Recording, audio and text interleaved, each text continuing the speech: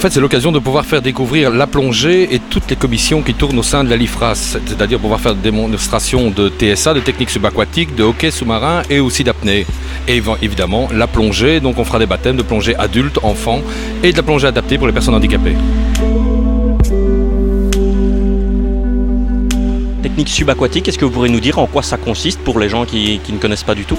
Eh bien, en fait, ce sont des jeux sous-marins. Donc, vous avez déjà la technique de la plongée, vous savez faire de l'apnée, vous savez palmer, vous déplacer, mais on rajoute des jeux sous l'eau. On vous fait réfléchir, où là, ça devient beaucoup plus compliqué de réfléchir sous l'eau, de devoir faire des calculs, de devoir faire des jeux, des assemblages. Et quand vous rajoutez un chrono derrière et qu'il y a un côté compétition, vous allez voir, c'est totalement différent.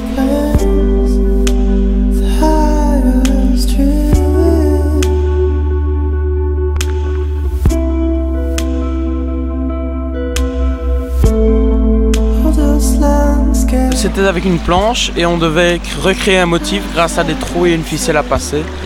Et c'est difficile à faire ça? Ça dépend, il faut d'abord une bonne apnée, mais sinon quand on a une bonne apnée, ça va. C'est quoi les grosses difficultés quand tu te retrouves sous l'eau? C'est surtout de savoir à qui et quand passer l'embout et puis surtout aussi savoir où passer la ficelle.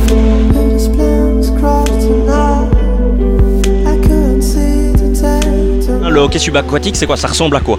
Eh bien, il faut imaginer un palais de hockey sur glace, mais qui est en plomb et donc qui coule au fond de la piscine. Et en fait, nous, avec des crosses, ici, on pousse le palais au fond de la piscine pour le faire avancer jusque dans des gaules. Donc ça se joue au fond et en fait, on est à plat avec des palmes, un masque et un tuba. Et on avance en poussant le palais jusque dans les gaules. C'est très physique au niveau de la respiration parce qu'il faut une bonne apnée et il faut surtout être capable d'enchaîner les apnées. C'est ça qui est assez difficile et qui est très différent de la plongée où c'est plutôt des apnées longues. Ici on fait des petites apnées, on remonte, on redescend rapidement.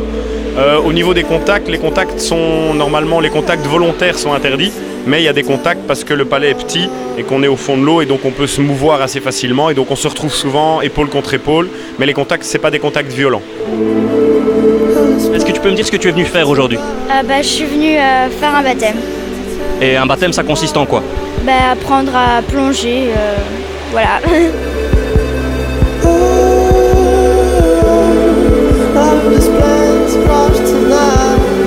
Au début, j'étais pas super à l'aise, mais puis après ça s'est amélioré, quoi. Et tu penses quoi? Tu vas encore en refaire ou alors c'était une fois ainsi pour essayer? J'ai vraiment envie d'en faire. Et il y a quelqu'un d'autre dans la famille qui fait aussi de la plongée? Oui, il y a mon père et ma belle-mère. Et c'est pour ça que tu es venu aujourd'hui pour pouvoir les accompagner? Oui. En vacances, tu vas en faire aussi? J'espère.